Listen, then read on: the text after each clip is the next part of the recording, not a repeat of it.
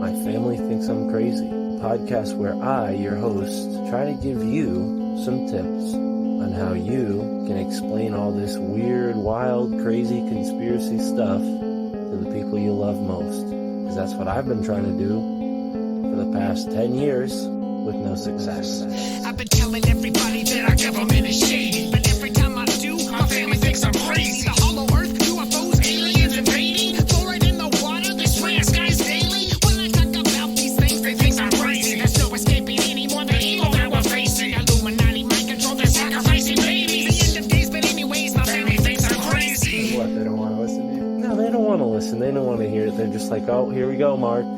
Off again with your... Mark being Mark again. Yeah. So, that's the thing about podcasts is when you're on the air, and it's like therapy, If I can't talk to my family about this stuff, I'll talk to you, Matt, and all our listeners. You'll just start your whole podcast. Yeah. So who are we talking about today, Matt? They think that I'm crazy. They really think that I'm crazy. They really think that I'm crazy. My family thinks that I'm crazy.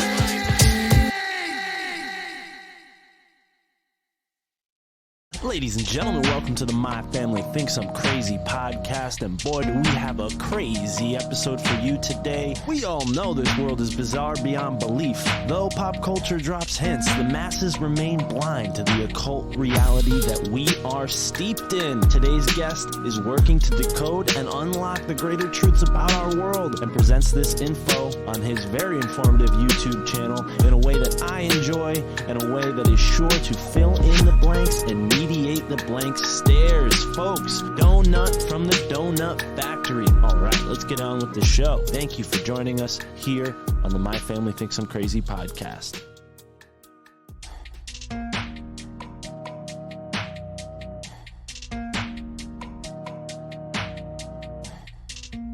The stuff that you can't talk about in school. They don't go into the spirit realm and all this stuff. I had the weirdest dream this morning. I have weird dreams all the time. I started remembering the experiences. I kept it a secret because when you have a dream and you forget about it, but then you remember it later, you're like, so that's what I thought it was. There's this Wi-Fi Mantis. That's what I call it. It's like a mantis. And I think it traveled through the Wi-Fi system.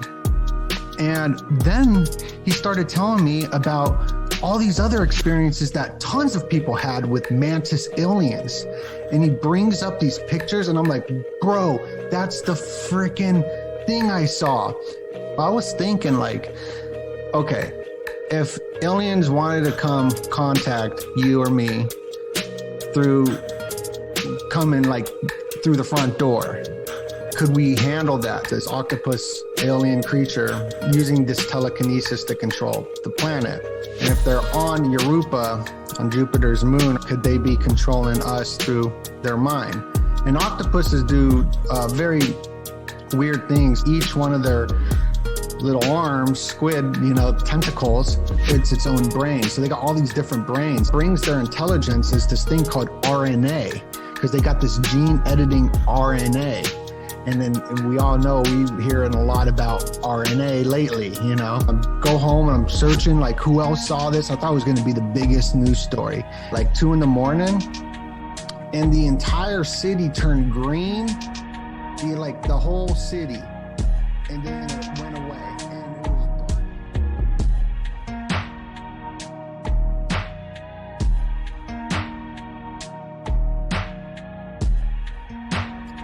Where I got interested in conspiracies in the first place. And there's so many different angles that brought me to conspiracy, but Jedi mind tricks, Dead Prez, Immortal Technique were my top 3, and so many other underground rappers in between that just filled in the blanks to all of these things I was noticing in the world. But either way, let's get rolling here, brother. It's a pleasure to have you on the show. It's a pleasure to meet you, man. Like I said, I'm very impressed with your YouTube channel, the quality, the caliber, and just the depth of topics that you've been getting into. In the past few days, I've been kind of sorting through some of your videos, and I like it. I'm excited to go across the whole conspiracy spectrum with you here today. So for folks who haven't heard of him before, he is Doe-Nut from the Doe-Nut Factory. And my brother, Welcome to the My Yo. Family Thinks I'm Crazy podcast. I got to ask you right off the bat. Yeah. Does your family think you're crazy? Dude, my family thinks I'm crazy my whole life, except for my mom. Okay. So, like, my family besides my mom thinks I'm crazy. So your mom's with us. She would listen to the show possibly? Oh yeah, she's so cool. Most of my like creativeness comes from her because she would allow me to be who I was, you know? So if I wanted to be a hippie, she would allow that and embrace it. If I wanted to be a juggalo, she would allow that. And she took me to like my first ICP concert when I was 10. Oh shit. Okay. Maybe that's not a good way to start the show. But she allowed me, bought me a guitar when I was a kid, you know? So, but my family, we're tight, we're cool, but they think I'm crazy. Right on. Cool, man. Well, then I could see, you know, maybe where some of the fringe culture seeped in at a young age. ICP is definitely fringe. I never listened to them myself, but one of my favorite TV shows growing up was Workaholics, and that's where I first like got a good impression, maybe in a comical way, of ICP. But let's go back and rewind. Where does Doe-Nut first realize that we're living in a world full of conspiracies? You know, what was the first thing that maybe woke you up to something not being, you know, as we're told in school or in traditional settings? Yeah, well, my mom would tell me about UFO encounters that she had when she was a child. Oh, okay. My uncles would as well. And my uncles, they're not really like that, like conspiracy type people. You know, they're just like, oh, I go to work and then I got a house and they think I'm crazy, you know, but they would tell me about these UFO experiences. And that opened my mind, and the distrust for government came from probably, you know, I was Jewish, you know, so knowing about the Holocaust since a little kid kind of warped my mind. And I had another child family friend who worked at Area 51. His dad did, his stepdad. And I would ask him, like, are there aliens? And he's like, I can't tell you. And I'm just like, what's going on? And my mom would watch X-Files. I would watch The Simpsons, and then X-Files would come on right after it. And I would run to my room because I was so scared of that intro. And so, I don't know, grew up in Las Vegas. So I've kind of lived a really great growing up. A lot of friends, a lot of rebellion. This is during when CKY came out. I don't know if you've seen CKY. That sounds familiar. If I feel like it had something to do with skateboarding, but now I'm kind of like, it's much darker than that. Can you please fill me in? No, that's what it is. A skateboarding. Oh, okay. I grew up on skateboard and tapes. All right, cool. And every skateboard and tape, they'd always get arrested. And so I had this rebellious attitude since a kid. And I just like loved art, music, and rebellion. That was like my thing. I hear you, man. I hear you. I have sort of similar upbringings. I was never quite the best at skateboarding, being like, I don't know, kind of awkwardly tall for my age. And also the streets around here suck. Like the paving is terrible. You might as well be skating on cobblestone.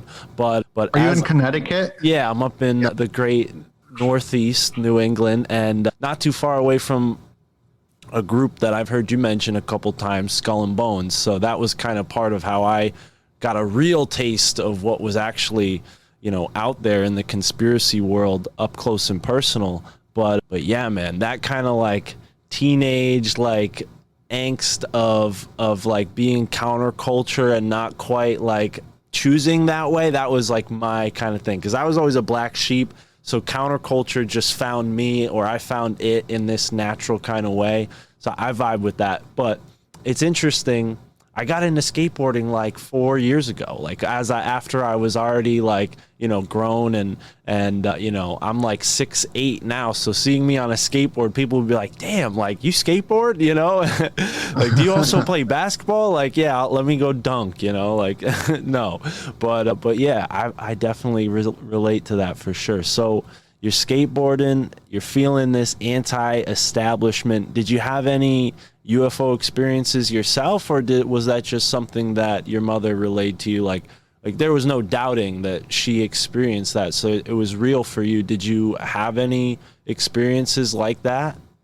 I've always felt that there was someone watching, and I've always been scared of that, you know, and I didn't know if that was my imagination or whatever it is, or is it real? And I had like, I have this story about the Wi-Fi mantises. And that's what I coined this term Wi-Fi mantis, like as an alien, to describe my experience. And it's so like woo-woo, so I'd never talk about it really. This is the place for it, brother. Let's hear it. This is the place for it. I could be myself. And so what happened is I was like heavy in addiction, alcoholism, all that. And before I got sober,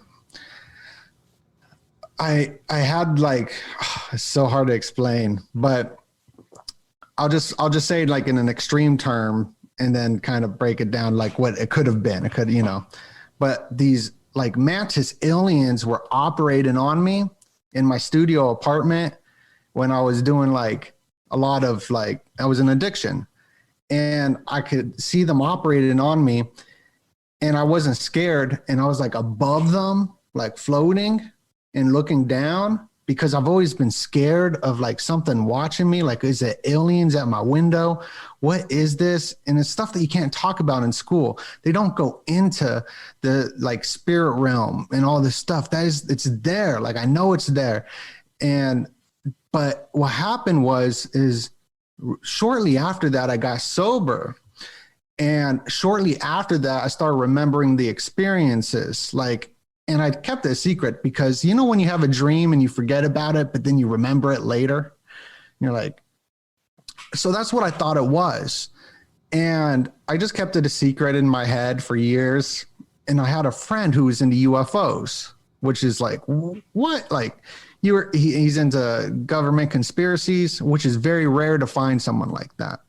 And this was like 5 years ago.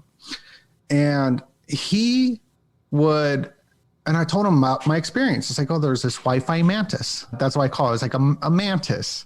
And I think it traveled through the Wi-Fi system. And then he started telling me about all these other experiences that tons of people had with mantis aliens. And he brings up these pictures, and I'm like, bro, that's the freaking thing I saw. And I was like tripping and then I'm talking to my new friend that we've been friends for a couple of years. And he's like, dude, these mantises go way back, like really smart people. I just get my information from, I don't consider myself smart. I do a lot of editing to sound smart. But these researchers talk about these mantis aliens. And so it gets me thinking, like, is this real? Is just our psyche? Carl Jung, when he said the psyche, he meant the soul. And like, what are dreams? And why do we all have the same dreams? Like, why do we all have the same dreams of being naked or falling? Like, I'm very interested in that. Why don't we learn about this in school? Like, I think it's real. For me, go ahead. Sorry. No, I was going to just comment real quick. For me, it's like snakes and crocodiles. I'll have this weird dream where I either get surprised by a snake or surprised by a crocodile. And I've had a couple weird snake encounters that just this past year while hiking, but don't let me cut you off there, but go ahead. Yeah, but the snake, like the dragon, why does it show up in every culture all over the world? What is that? Were there dragons flying around? Because I mean, why would China have a dragon, and all these different countries have dragons that you couldn't travel to? But it seems like you could with the whole Tartaria. Your last episode was fire. Thank you. Yeah. Well, on the point of dragons, Gordon White was just on the show. This episode's not coming out yet. The Gordon White episode, he made the connection with dragon lines and ley lines, and that connects to this theory I was listening to somebody named Walter Bosley talk about, where these ley lines might be where UFOs are using, like that there's something about that specific area that helps the UFO fly, right? So they're using these dragon lines, which is interesting considering, you know, there's all these ancient legends of dragons flying through the sky. You consider the general description of a dragon is like a scaly, fire-breathing thing. I mean, from our modern lens, you could interpret a metal ship with the exhaust coming out of the back as scaly and fire-breathing, right? From an ancient mindset. So it's absolutely fascinating. Now, the mantis thing, though, and let me connect some dots here for you, because I agree with you. Like, I do a lot of editing here on this show to make myself sound smart too. So don't worry, you're not alone. You're not alone. I get a lot of, my research from other authors, or authors and other, podcasters and whatnot, because I'm not an author yet, hope to be. I heard, is that right? You have a book out? Did Alex Stein? I wrote a book, yeah, but I mean, like, let's talk about that at some point. So you're an author. I'm not an author. I made a misstep there, but you're an author. So it's a pleasure to have an author on the show. But let me remind myself for a second. This book over here, Secret History of the World by Mark Booth. I remember reading that when I was like 22, fell in love with it, inspired a lot of the other reading I did. But one part of the book that really stood out was when they talked about spiders coming from space. And this is a weird story because it comes from ancient times. It's not like, past 500 years. They talked about, I think it was Sumeria or Assyrians had this legend that the spiders and scorpions came literally from space. And whether that's a meteor or something, but I think, folks like yourself and many others who have had these mantid experiences, what if there's a whole insect, multi-dimension where it's only insect beings and they're able to phase into other dimensions, and maybe, they're limited in size here where we're at, but in that sort of astral realm, they're not limited in size, and they can also maybe be humanoid, the same way we would see. So this Wi-Fi Mantis, when you were being operated on, did you just see like the pincers and whatnot, like you're on like the operating table, or like what was that experience like? Yeah, so I'm laying on my bed, studio apartment, like $400 a month, broke, hungry, not sober, and I'm dreaming or I'm floating above my body, and they are operating on me, and it looks like, I don't know, but I felt like I wasn't scared, and I was looking at it, and yeah, I was just in my bedroom, and it was during the day, and it just stuck with me. It could have been just a dream, but I'm open to like what. I had the weirdest dream this morning. I have weird dreams all the time. It could have been just a dream, but it happened, and I remember it, or maybe it wasn't, because I remembered it later. So I was thinking like, okay, if aliens wanted to come contact you or me through the front door, could we handle that? So maybe they're smart enough to know we can't handle something like that, and they come through, do something, and then you remember it later. So, I mean, that's another thing that I was thinking. Yeah, no, absolutely. I think that's a very common explanation, or not even common, but like you frequently hear that with UFO contactees or experiencers, that there's this memory lapse, and maybe even that's planned or intentional.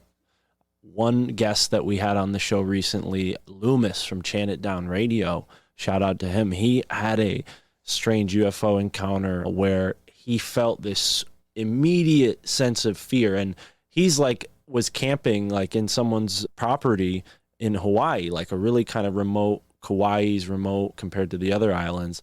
And he sees these strange lights and has this really weird sense of like, I need to get out of here, and I think that indicates to me maybe there's some kind of technology or some kind of psychic energy where they're like, they don't want to be interfered with, and maybe it's for our own safety that we don't interfere with them. So they put that like energy shield around their ships or even themselves, like an aura that keeps us from interacting with them, like that whole Star Trek rule of non-interference, Bro, I just got shivers, bro, because like I feel like that's like a lot of experiences I had as a kid. Look like feeling like the fear of what's outside my window right now, kind of thing. Like, and that's deep.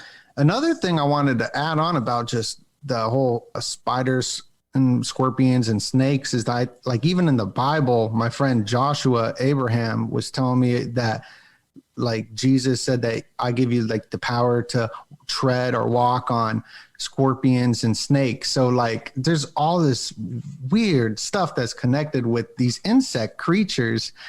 And I mean, I think this octopus alien thing, there's something up to it as well. Absolutely. Yeah. I can't put my finger on it, but let's go back to, you and your story a little bit. I definitely want to get to know you a little better. So, reverse us back because, we skipped ahead, I feel like, a little bit. So you're hard. Yes. No, I love it. I love it. So take us back to maybe before the Wi-Fi Mantis experience and like before you got sober, obviously a lot of these conspiracies can weigh you down. I myself smoke a bunch of pot to, deal with that. Alcohol's never really been my thing, but I congratulate you on getting sober. But I notice, like, in this conspiracy world, a lot of people, they get that black pill, and then it just makes them, want to suppress that in a variety of different ways, gambling, drinking, all the rest. But, was that true for your experience? Were you kind of in that, like, dark spot and that's what drew you into the conspiracy world, or tell us where you first kind of woke up to like things like the Illuminati and the occult symbolism that's pervasive in our culture? Sure. Well, like, I liked hip hop growing up. Right. I liked punk growing up. I like juggalo stuff growing up. I like skateboarding, all that. And that whole movement always talked about little things like that. They just throw it in there. Like, right. Industry is satanic. Jello Biafro from Dead Kennedys would talk about it. And I'd go hear him speak when he opened up for Bone Thugs, and he would talk about 9/11. And I mean, I'm too young to really connect dots, but I went to Berkeley on a vacation with my friend. And I remember it was right after 9/11. And I remember seeing Osama bin Laden and George Bush like mashed together, like a face, like just like propaganda art, like some Banksy stuff kind of from like back in 2000. Yeah. And it worked on my subconscious mind. And I connected the dots. I'm like, bro, it's all connected from seeing that image. And I don't know why I seen that image. And that's why I love making videos with music and imagery, because it speaks to the subconscious mind. So when I was a kid, I always wanted to be a filmmaker and a comedian, but I was too scared to talk in front of people. So I'm like, dude, I could just film videos. I was uploading videos when I was a kid, doing illegal stuff, like in middle school, on a website way before YouTube. It was like around when bum fights came out. And I was gaining some traction there and got arrested. And it really made me mad. And the schooling system failed me. They kept kicking me out of school. Every time I ask a question, the whole classroom would laugh. I was dead serious and everyone would be laughing. And I didn't like that either. And I related to movies like Monty Python and hip hop. It was just very like all over the place. And I started working at this job and the dude brought up the Illuminati. And I was like, what is that? And he's all like, picture you sacrifice like a family member and then you get millions of dollars in your bank where you're good. And I was like, oh, interesting. And then I'm thinking about Stanley Kubrick's videos. My mom showed me Clockwork Orange as a kid. So it was just like this really slow build up of just opening my mind. Right. Where it's not even conspiracy, like it's conspiracy theory. That's what it's known as now. But it's just like the truth, most likely. Yeah. Dude, that's so interesting, the point on the Clockwork Orange, because my mom's friend had a bunch of blank DVDs, and we were like at her house for New Year's or something. And I ended up taking a bunch of these DVDs home, like ask, oh, can I have some of these? She's like, yeah, they're just copies. And one of them was Clockwork Orange. And I remember kind of like sneaking away to watch that probably in my room and being really, disturbed at probably like 15 years old or 14 seeing that, but also really fascinated at this like world that Stanley Kubrick created. And I heard you talk about this on one of your videos. I think even the Squid Games one, about the concept of the Manchurian Candidate. Something that I always wondered about is like, and obviously this didn't happen to either of us, but I wonder if movies like Clockwork Orange can sort of trigger people the same way that Catcher in the Rye book is said to trigger Manchurian Candidates. Another movie that stands out is a movie titled The Manchurian Candidate, right? It always comes across as like a weird movie that it takes like a really academic mindset to understand. My suspicion is maybe there's some kind of like MK Ultra brain hypnosis going on, and that's why everyone thinks this movie's like so great, when really it's not. It's just like programming people to do probably really awful things. What are your thoughts on that? Sure. Well, like this whole like assassin, mind control assassin, the CIA, they can put you under hypnosis and use these trigger words where they put you under hypnosis, and you'll go out, carry a mission, and come back, and everything is, you don't even remember it. So if these people that are committing these crazy MK Ultra assassins, like one of the guys that killed one of the Kennedys, Sirhan, yeah. So like you go commit the crime, and then you wake up from the hypnosis from the trigger word, and then you're there with a gun, and you're just like, what did I just do? I don't even remember doing this. And that's what he was saying. Like, and he's saying he's under MK Ultra mind control. His lawyer is. Right. And Clockwork Orange is about that. Like, but it's like a reversal. It's like this guy who's a serial killer, like, crazy guy, not a serial killer, but probably close to it. A gang member who gets put under MK Ultra through the flashing lights and isn't one anymore. So it's like MK Ultra, so he would stop doing that stuff. Yeah. So it's like, so that was putting into our subconscious minds, that there's MK Ultra stuff out there. But MK Ultra is very real. And Michael Tsarian did a really good video on it. It's like a documentary, which was banned. And he goes back to the Hashashins, and that's where the assassins come from. It's from these Hashashins, where they would like, hit the bong and smoke that. They were a hash cult. They would smoke a lot of hash. Yeah. I smoke a lot of hash too, though. I used to. I used to be a. We've had this guy on the show who I definitely recommend you check out. His name's Chris Bennett, and he writes the whole history of the occult symbolism of cannabis, and he touches on the Hashashins in an episode, or in a chapter.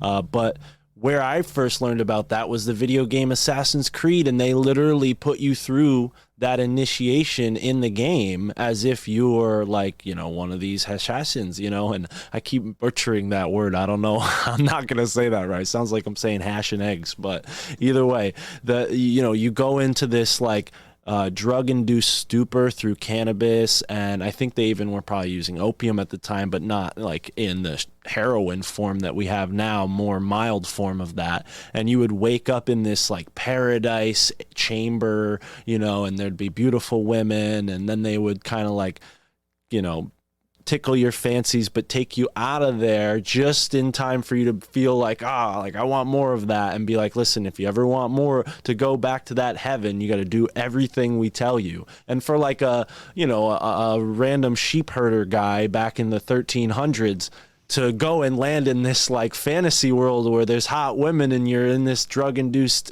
stance, like, that's way better than normal life, like shoveling shit and watching sheep run around the flock. So I think there's like, that would definitely be like, put yourself in those shoes. That's like MK Ultra in that time period. Now they need to use a movie screen. Now they need to open our eyes like this, to keep us watching. But back then, all it took was putting someone in that right altered state of consciousness with cannabis and whatnot, and hoodwinking them in that way. Yeah, I mean, I just look at myself growing up. Like, I would smoke weed, skip school, listen to like certain hip hop songs, and it would put me into this like days where I started wanting to do other like illegal activity kind of things, and I'm like, oh, okay, so I can see the brainwashing. Right. No, I myself, I mean, not really being sort of in the hood, but like really adjacent to the hood. I mean, Connecticut's a very wealthy state, but at the same time, like where I grew up is not wealthy at all. So it's kind of like, you know, there's a big disparity. And yeah, man, totally, like that was a big part of why I stopped listening to rap. Even though I love it so much, I love the information, the little gems that are hidden within it. It's just kind of like, you know, a ubiquitous like violence, you know, and then Clockwork Orange touches on that. You know, one of the phrases that he talks about, ultra violence, you know, he mentions that phrase multiple times throughout the movie. Yeah. We drink we gotta do a little bit of the ultra violence. Yeah. He drinks the milk with, I don't know what's in the milk, but some kind of drug. Yeah, it's a drugged milk. I think it's probably opium or something like that. But yeah, it's very, or it's, you know, it's a sci-fi setting, so it could be some future drug that doesn't exist. But yeah. Yeah. I mean, phew. But the hip hop culture, I kind of cut you off there. You're going somewhere with that. My mistake. I watched that movie Clockwork Orange when I was 10 and hungover. Oh, shit. Yeah. I mean, I grew up in a nice home, and that was just on New Year's and whatever. You know? But I grew up in Vegas. But yeah, I still love hip hop, and I catch myself still listening to it, even though I'm aware, I'm conscious, and I'm sure that will probably change out. As last night I was listening to classical music, but I like the aggression. I like having a little bit of anger to go motivate me to do something. And like, I'm just becoming more aware of myself through like my recovery and the way I operate, because everyone operates differently. And the way I operate is very different than a lot of other people, you know, like I'm a people pleaser, you know, a lot of guys aren't people pleasers, but I am. So I got to operate like, how do I not do that? And hip hop was an outlet sort of for that. So I would listen to all these hip hop artists, like a lot of people from Connecticut too. Like, dude, I like Apathy. He's from Connecticut. Dude, I've seen Apathy live. He is someone who, fingers crossed, maybe we'll get him on the show. I haven't had any of like those rappers on the show, but I have had Destiny Lab, who made the intro song, and he's a pretty dope rapper. And Josh Monday was another rapper that I had. Shout out to them. But Apathy definitely is a big one for me. I'm glad you know about him. Yeah, he's got one of the best hip hop albums, Connect. Okay. One of the greatest hip hop albums of all time, I think, in my opinion, just the way it was produced. I'm a huge fan of, you know, that whole Army of the Pharaohs where he's in as well. Right. My friend that I grew up with just did a song with Apathy too. So that was pretty tight. Dope. And like, I love Jedi Mind Tricks. Grew up listening to Necro, Ill Bill. I got to work with Necro over the years on his lyric videos. I got to work with Twisted videos. Awesome. Yeah. Like if you watch the lyric video, Take Hip Hop Back, has Vinny Paz, Immortal Technique. It's a Necro track. Yeah, I love that song. Video. Yeah, Holy I made that shit. lyric video. So damn, I'm not much of a music video watcher, but I'll have to check that out. Yeah, I mean, I just haven't seen it, but I listen to that song for sure. Necro is one of my favorites. He's got his own unique kind of flavor that he brings to each track. I like Necro. Yeah, so I did most of his lyric videos, and you know, I did most, like, so I was in this hip hop world, and like I got a love for it, and I also worked for like a news network too that was like just like some dude in Arizona. It wasn't like a news network, just on YouTube for the last 8 years, and he would study geopolitics and all that. So I get a lot of my information from the last 8 years editing videos on what's going on in the world. And he would bring me on the show sometimes. And like when the Las Vegas shooting happened, which could have been one of those Manchurian candidate things as well. And that kind of helped me out, connect dots in the whole conspiracy field. So yeah, for sometimes sure. I bring that stuff up. Well, it shows. I mean, I watched, I think, one of your more recent videos about what they have going on in Antarctica. And yeah, man, that's an example of something more recently that I hadn't heard about until you mentioned it. And yeah, the stunning amount of wealthy, important, prominent figures from multiple different countries going to Antarctica, of all places. We've actually had a show with Brad Olson, an author who's been to Antarctica, and he kind of like let the steam out of it a little bit and was like, oh yeah, no, it's not the firmament. And because I asked him, I'm like, what do you think about, you know, some of these Antarctica conspiracies? And he's written about them in his book, but he kind of just like, he kind of took the steam out of it a little bit and said, oh no, it's just all scientists' labs and stuff like that. But it really, you know, if it's all just scientists' labs, then where the hell is Klaus Schwab going? Like, why, you know, and all these other folks you mentioned in that video, which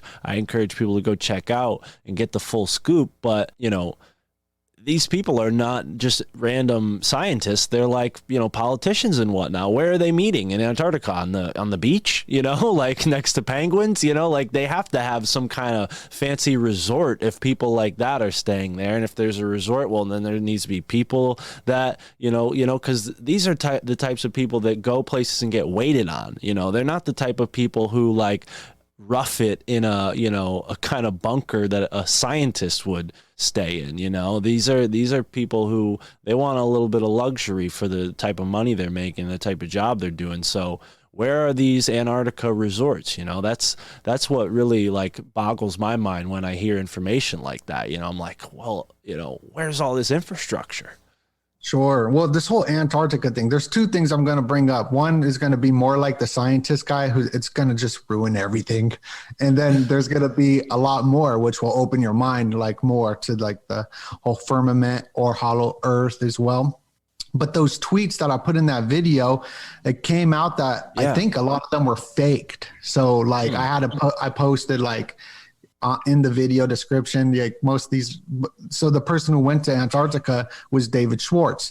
But the thing is that there's a lot of truth in it as well, where Charles Schwab, all the people in the tweets are connected with this whole new system, the Great Reset, you know, the ISO 20220 or whatever, where they're switching the old system of the SWIFT for cross-border remittance payments. So there's like truth into it, but I think someone created those to just like hoodwink people or whatever that word is. I don't know. Well, I definitely appreciate the transparency, but you're not the, you know, the only person to show that kind of information. I know from the Higher Side Chats, they've done episodes and on this subject, and I've heard Barack Obama, even like Mitch McConnell has been to Antarctica. Like people who have not even held high office have been to Antarctica. So I still think it raises the question whether those tweets are real or not. You know, where are these important people going when they go to Antarctica? Because I don't think they would stay in some like weather station, you know. Like those guys are sleeping on bunks with sleeping bags. They're not like sitting in a hotel or anything. Yeah, so David Schwartz, he's the guy who created Ripple. Right. And Ripple's being XRP being sued by the US government, but it's okay everywhere. And they're totally, I don't know if you want to talk about that stuff, but Antarctica got that treaty.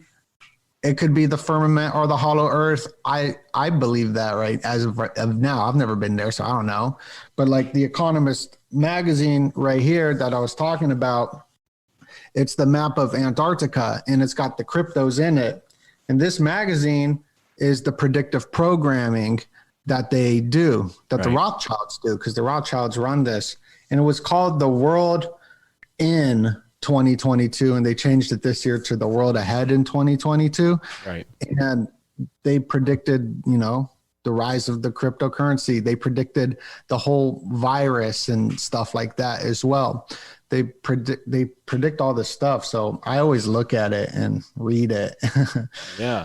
Even the octopuses come from Antarctica. The octopus, I forget the name. It's like UB3, something like that. It's an octopus in Antarctica that Russia acquired, like from Putin, that was using telekinesis on the crew members in Antarctica. Was that the one that they found all the way down in that like subterranean ice chamber, or is that a different story I'm thinking of? Because I have heard about this telepathic octopus that gave a submarine a run for their money or something like that. Yeah, that's it. Damn. So there's that story out there, and like big news articles cover it as well. So I'm just like, but I don't know, maybe I should talk about the octopus aliens a little bit. Yeah, let's get into it. Yeah, I mean, Squid Games kind of hints at that, but maybe we'll talk about that next. I don't know if that's related, but go ahead. Let's get into these alien octopi. Yeah, so talking about Antarctica, I got some notes up here so I could look at it. Let's hear it. You know, we got Simpsons that does the predictive programming, and they got the octopus aliens in there with Krang and Kronos or whatever their names are. And so even in this, here, I'm going to get rid of the notes. Looking at the notes, I'm going to screw me up. In this Economist magazine, they go into Europa, where these octopus aliens may live, on Jupiter's moon. So Jupiter's got a ton of moons. And this one has like a thin layer of ice. So all these scientists are like, dude, there's octopus aliens there. Like scientists say it. And so I'm like, oh, that's weird. Like, that's interesting. And now we're getting all this propaganda. I don't know if it's propaganda, alien propaganda about my octopus teacher, Squid Games, all this squid stuff. And the Squid Games, like they got the PlayStation OX triangle. That's a secret society, like Freemasonic symbol as well, the OX and the triangle, which I was like, holy crap. And you might have to edit this a little bit because I'm all over the place. No worries. Yeah, we do. I have two programs that I use to edit. I use Audacity, and I kind of take like the gaps out that are pretty obvious, and I'll kind of like comb through it. And then the other program that I use, which is like such a time saver, is called Descript. And it takes your audio file, transcribes it, and then you can basically cut sentences out. So if I say like, you know, something like that's just between me and you, I can go back and like, you know, literally type in a search word like, you know, donut, and then find every sentence where we said donut. And that's dope. Yeah, so there's a lot of like cool tech that we use behind the scenes here. Yeah, because it takes me forever to edit like my pauses and all this, and like, oh man. Yeah. Okay. So I'll just dive back into it. Yeah, get back into it. No worries. I'm rolling up over here. I hope you don't mind. So make sure it's 1 point fat. That's what I like cannabis, you know. I think it's great. I like CBD oil, you know. Okay. I think you know, the Constitution was written on hemp. I got nothing wrong with it. Cool. My family does it. You know, I did it. I would keep doing it if I didn't have a problem, you know, with life problem. Well, I ask because I feel, you know, it does bother me because I've been on, you know, with Sam so many times, and it didn't dawn on me until after. I'm like, geez, I'm such a pothead. I'm smoking pot in front of Sam, and Sam's sober, you know, like, and I never think about that because I don't know. I'm just, yeah. So that's why I ask, but totally fine. Cool. Like, yeah, yeah. I like Sam that he's sober too, you know. That's like, whoa, another sober person. Right. But yeah, no, it's totally fine. Like if like I can't eat an orange, you know, because I'm allergic to like some orange peel, does that mean everyone else isn't allowed to eat oranges or whatever, you know? I hear that. Well, don't mind my awkwardness. Let's get into this Antarctica. Let's hear the notes. All right. So this telekinesis in Antarctica with this octopus alien creature that even the new Twilight Zone did an episode about using this telekinesis to control the planet. And if they're on Europa, on Jupiter's moon or whatever, could they be controlling us through their mind? And octopuses do very weird things that give them their intelligence. Like each one of their little arms, squid, you know, tentacles, it's its own brain. So they got all these different brains. So it does its stuff on its own. And what brings their intelligence is this thing called RNA, because they got this gene editing RNA. And then we all know we're hearing a lot about RNA lately, you know? Right. And these stories, like the dragon stories, where do they come from? In the Old Testament, they had the story of Jonah, who was this like big creature in the sea that ate the crew. And then you got Davy Jones' Locker. And is that from Jonah? It sounds the same. Davy Jones, Jonah. And Davy Jones' locker is the Pirates of the Caribbean, this 322 Skull and Bones, Pirates of the Caribbean. Yeah, the octopus dude. Yeah. Pirates of the Caribbean. And then you got the Simpsons, the octopus aliens who are like controlling the world through the presidency and whatnot, wanting to eat people.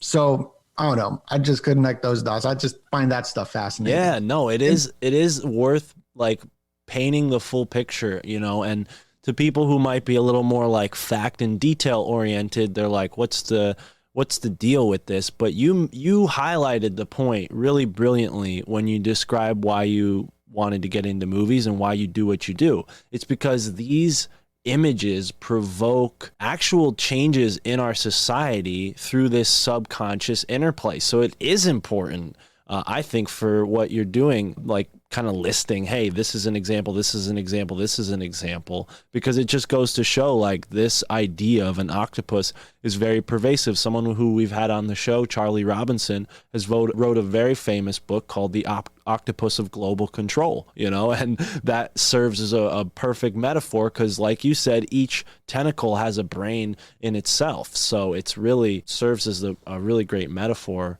to me, at least from my perspective, for what we're dealing with in human society. That's a great point too. And just these aliens I'm very interested in. I mean, you got this whole Nazi party that stemmed from channeling alien vril energy.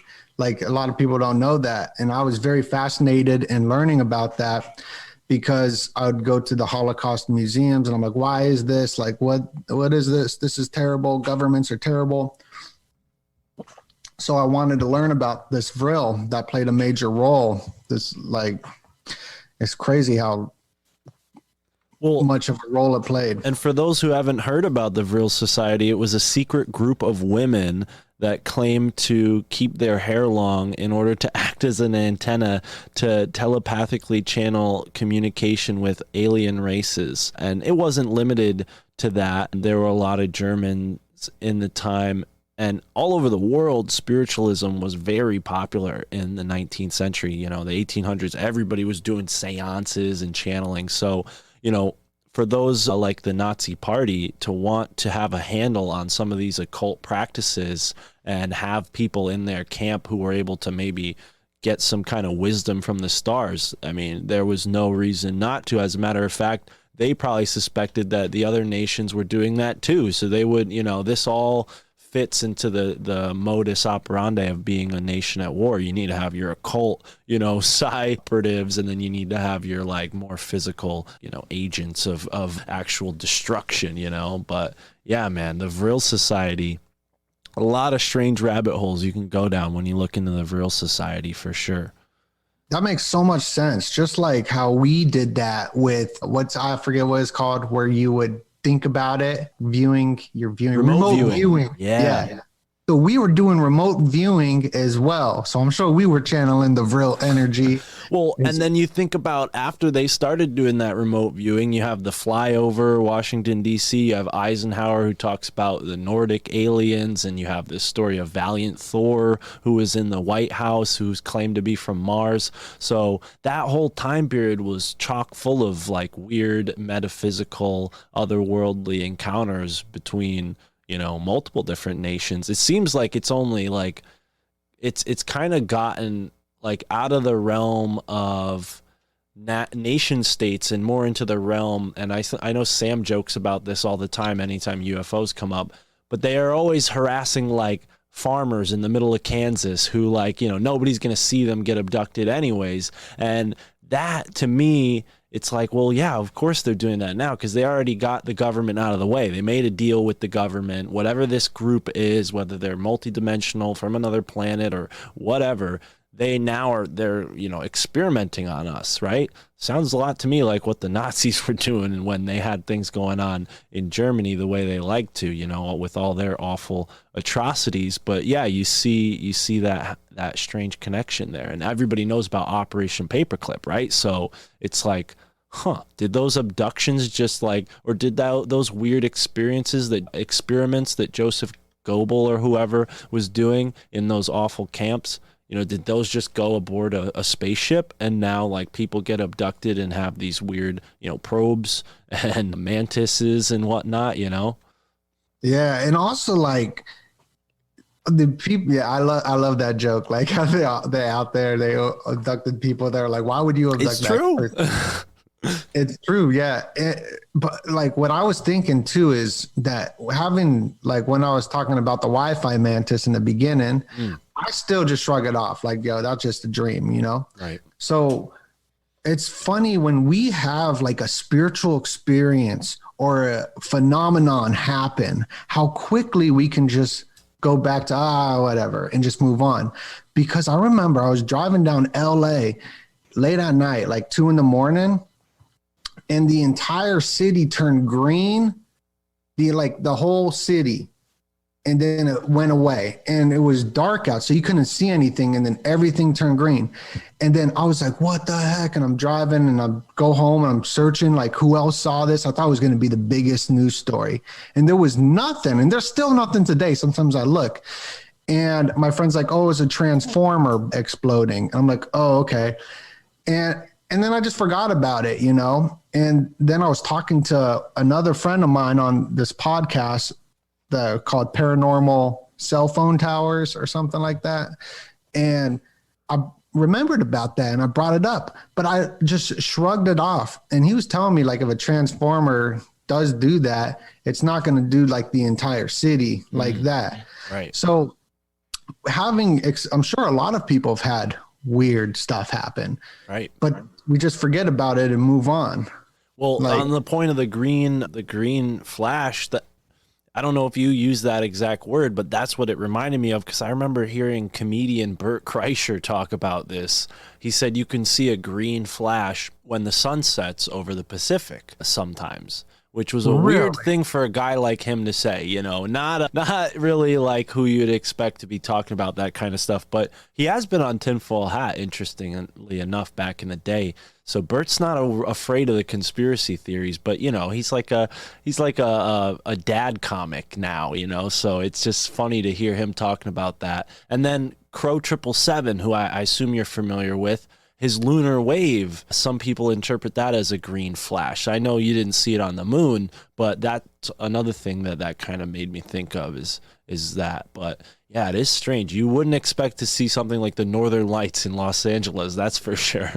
What's a lunar wave? So Crow 777, one of his more famous subjects that he talks about, or I think he even coined this term, it's his theory based on some footage that he captured while recording the moon. So for folks who aren't familiar with Crow, I hope I have him on the show sometime soon. Films the moon a lot through various telescopes, and he's very fascinated with all that and keeping records of it. And his theory is that the outside of our atmosphere, outside of the firmament, wherever, right, it's all sort of more like liquid than we're led to believe. It's not a vacuum. It's more like liquid. And, you can see these waves going across the moon.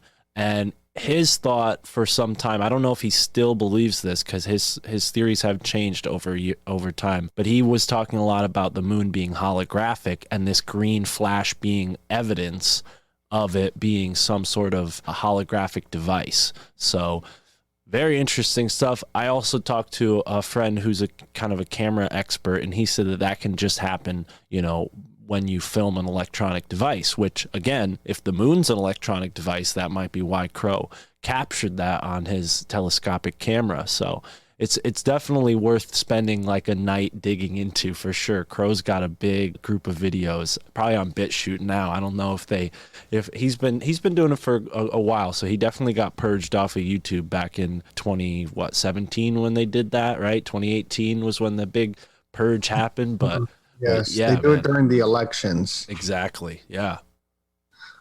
And they do it on the weekends too. Well, on the point of weekends, that eclipse we mentioned happening in Antarctica, was that a Saturn eclipse that they were watching down there? What was the exact alignment? Because I know you mentioned it was happening on a Saturday. So like my research, it was an eclipse, and I'm not sure. What happened with me was I was deep in this research with Antarctica, and it was one of my most popular videos. And then I recently got sick for an entire month, and I got vertigo as well. So I've been so sick. So I'm not super updated like with my memory on it. No worries. But yeah, it was an eclipse, but that's like the video. Some guy with a big YouTube channel is like, check out Doe-Nut. He talks about this Antarctica stuff. And I'm like, yeah, but I'm just not fresh on it now because I'm just getting back into researching again because I've been sick for a month. No worries, man. Yeah, I don't blame you. I hope you feel better. And a lot of this stuff, I mean, I've been going on like overdrive with the podcast. As soon as I made that Calendly thing, an account with them, I just been sending it to everybody, and getting a bunch of shows is great. But then at the same time, that thing was nice to set up. Right. It was pretty easy, and it makes it easy to book people, which is why I book more people than maybe I should. And then I get that feeling of like, oh shit, I'm not caught up on all the podcasts that I normally listen to. So no need to apologize. I'm glad to see you're feeling better. Maybe we can hit the brakes on that, because I haven't, and I definitely want people to check out your Antarctica stuff when you do feel more, like you have it all collected. So maybe we can go back to some of my notes, because this conversation's been going so well. We're already an hour in. I didn't even look at my notes. So Doe-Nut, you're dope. So I'm doing good. I'm doing okay. You're doing awesome. I love your fucking show, bro. Like, thank you, man. Listen to it all the time. How I heard about you was from Sam Tripoli. He mentioned I listen to little things that people say. I was listening to Professor Griff like in 2012 or something, and he said the great teachers like Tessarian, and then I would spend all day trying to find out who this Tessarian guy was. Yeah. And then I found it, and I've like been blown away from his research. And I heard Sam Tripoli bring you up, and I was like, I gotta find this guy, because he was all like, his stuff is like out there, or So I looked you up, and I've been following yours, and then you were on the Conspiracy Castle, which was pretty cool. Alex is my homie. I've been doing shows with Alex for this whole past year, which is a lot of fun.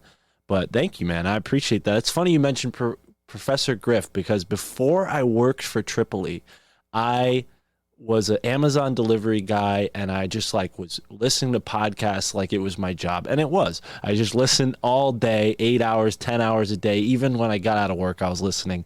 And Professor Griff was on tinfoil hat probably in the 200s. And at one point in the interview, he just gives out his cell phone number, because he got like so fed up. He's like, he's like, these motherfuckers always saying I'm lying. He's like, if you think I'm lying, just call me yourself. And he gives out his cell phone number, right? So me not really I didn't have a podcast. I didn't have anything back then. I had like a YouTube show I did with my friends every now and then. And I got his number. I just saved it in my phone thinking like, this might be useful one day. You never know, And sure enough, synchronicity has it that I end up, freaking booking for Sam one day. So maybe it will come in handy. Maybe I should hit Professor Griff up. And yeah, I love that you brought him up, because he's a great example of what hip hop used to be, and why I love underground rap and hip hop, because those guys that I was listening to who were making their music in the late 90s, late 2000s, they were inspired by all that truth-filled stuff that wasn't so available on the internet, at least to me, that came out in the late 80s and early 90s, like, Professor Griff. And Poor Righteous Teachers is another really great group that I recommend people check out. A lot of that stuff kind of went the way of like Marxism and Black Israelite stuff, which is fine. I understand it, because there is some history there, but I definitely don't agree with any supremacist group, whether they're white, black, red, or yellow, either way. Yeah, man. Professor Griff. And he's the one who kind of not taught me like personally, but from his video about Connecticut being divided into the 9 squares. So Connecticut was divided in this tic-tac-toe square, like the Freemasonic square. We just had New Year's Times Square. You got Tiananmen Square. So it's all this Freemasonic symbolism with these squares. In Connecticut had the 9 squares in it, which is tic-tac-toe, which has 3 going this way, 3 going this way, which also has the 33, which I thought was crazy. Dude. Because we play that game, and that's where it comes from.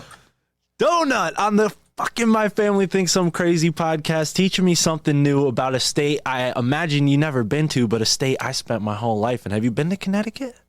No. Exactly. So, but you know that. I'll come down there and read some books, dude. I've been researching, and you're more than welcome. I've been researching Connecticut a lot in the past few months, obviously with the show and kind of just like having a little more time to drive around and look at weird buildings and stuff. Obviously, the Tartaria subject got me kind of into that. But what you just pointed out is really stunning for me, because the county map of Connecticut is very much like what you put. I don't know that it's 9 counties. Maybe it is. Maybe I'm just forgetting. It used to be. Okay, and that makes sense too, because, you know, what people don't know maybe is Connecticut used to be 2 colonies, the New Haven colony, which is where Yale is, and the Hartford colony, which was like the Connecticut proper colony. And that colony was started by a guy named John Winthrop Jr., who was a practicing alchemist in the Royal Society. So Connecticut has a very, very tied in history with, like, you know, the royals in England and their whole alchemical occult practices. And then you bring in the whole German-Dutch connection, because New Haven is a Dutch word and it was a Dutch settlement, and all the Bohemian, you know, Illuminati, occult stuff that was going on in Germany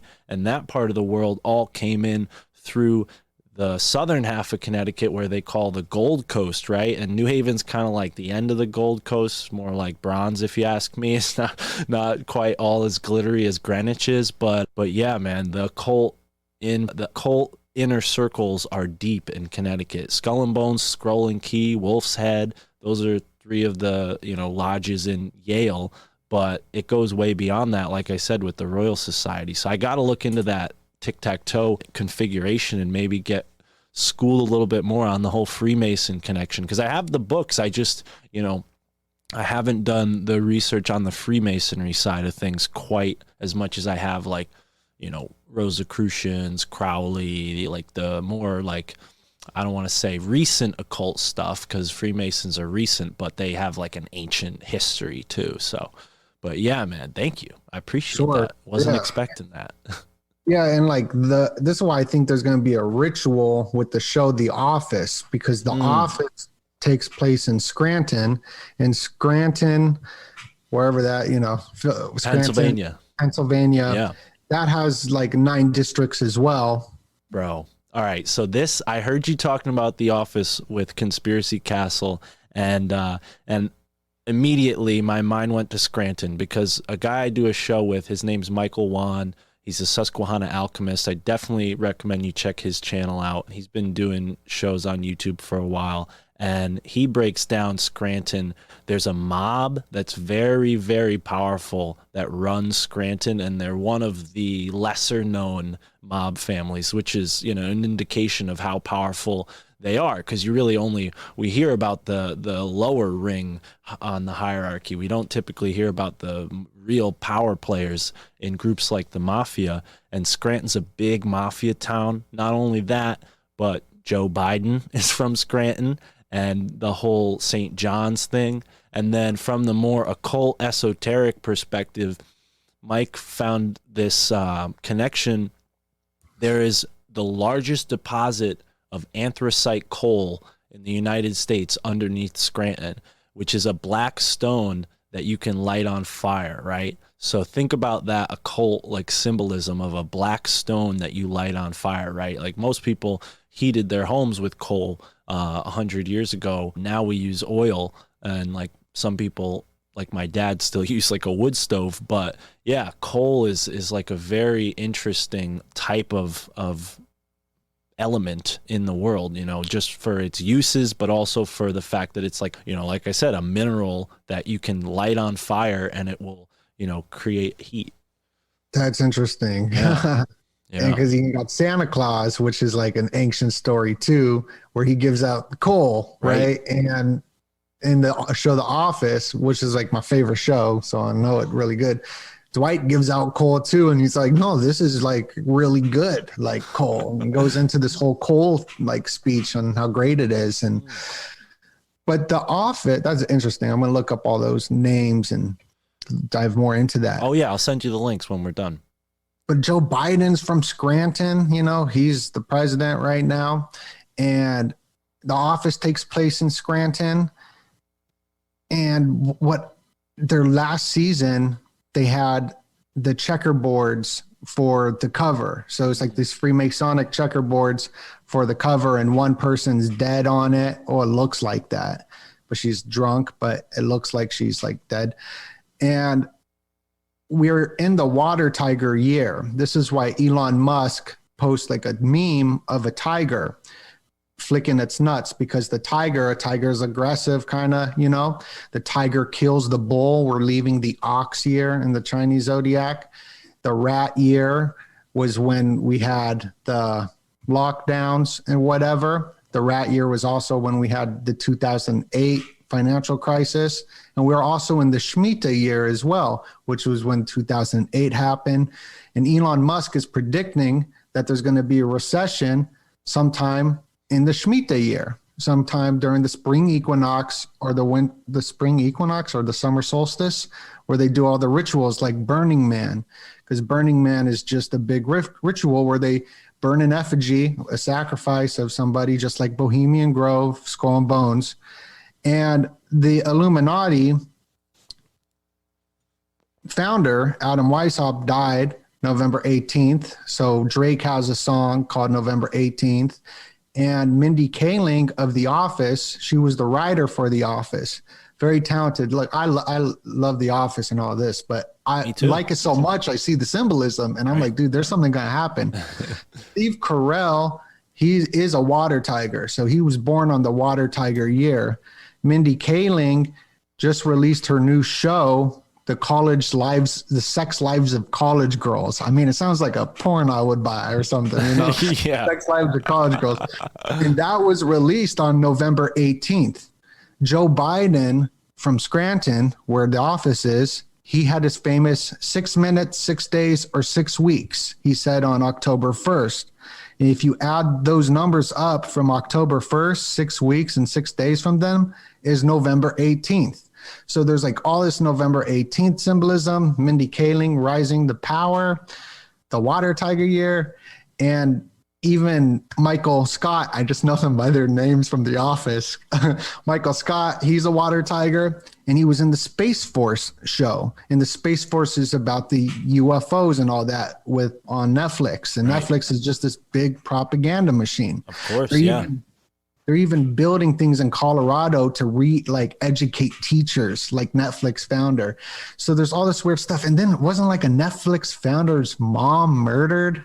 Like she was like 80 or something like that. CEO, something weird. But I know the more well-known connection of Edward Bernays to the founder or the creator of Netflix, right? And everybody knows Sigmund Freud was the uncle of Edward Bernays. Edward Bernays, a famous propagandist who helped cigarette companies and Coca-Cola and all these other, dark, deadly chemical companies really create this wastoid culture that clearly has affected my life, has affected yours, as you described. But it's like, and that's why I loved like the fast food symbolism video that you did, because it's like so obvious that, it's not about giving people a cheap, affordable meal at all, especially when you look at like the occult symbolism behind it. But back to The Office, I mean, one thing that I think people maybe get a good laugh at just out of the pure strangeness in the character Dwight Schrute is his Amish connection. And like, my friend Mike, who I mentioned before, who I do a show with, he lives in Lancaster, and that's like Amish County, like that. A lot of Amish people live there.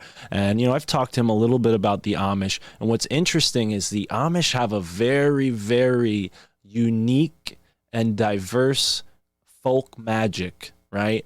And you'll see it, like they put these weird Amish sigils in their artwork, and you can see it on the sides of their barns if you drive through that part of the world. So there's definitely a lot of magic concerning like Amish, and I don't think that they made Dwight's character that eccentric and weird by accident. Like he's a good portrayal of like those two cultures combining. And then you also consider that the Amish they used to be Germans, right? So they used to be from Germany mostly and Dutch areas, which again, Illuminati, Adam Weishaupt, the Skull and Bones itself was founded by groups who were basically paying homage to the German chapter that inspired Skull and Bones. 322, they picked that number because it was founded in 1832, and it was the second Skull and Bones chapter. The first one was founded in Bohemia in Germany, right? So, and, the Santa Claus connection. I mean, how many Christmas episodes did The Office do? Probably like 4 or 5. The show ran for like 12 seasons. They might have done one each season almost, it feels like. But there's so much like weird symbolism around Santa Claus. I heard you mention Black Pete comes up a lot in those kind of folktale versions of the Santa Claus, Sinterklaas stuff. And to me, when I hear that, Black Pete, it reminds me of the Moors and the Moor's Head. And if you look into Germany and some of their royal symbolism, you see like this black saint, Maurice. And he was like this great Egyptian who came from, or a Moor who came from, Africa somewhere, or Spain, the Iberian Peninsula, and taught, people some of these things that, maybe they used when they were doing their occult rituals, because all that stuff comes from Egypt. These Europeans, they came, they stole all that information from the people in the Middle East when they did the Crusades. That's what the Templars were all about. And they brought all that occult knowledge into Europe and fused it with that druidry stuff that they had already, the pagan stuff they already had going on. So it's so weird. People look at The Office and they don't see it for that symbolism. But like you said, when you love something as much as, because I love The Office too. I've been watching it since I was a kid. My mom and I used to watch it together. I have it on DVD. But like, we're not trashing it. We're almost like paying a little bit of an homage to it, but also giving people a warning like, hey, if you're not aware, this kind of symbolism might affect you in your life.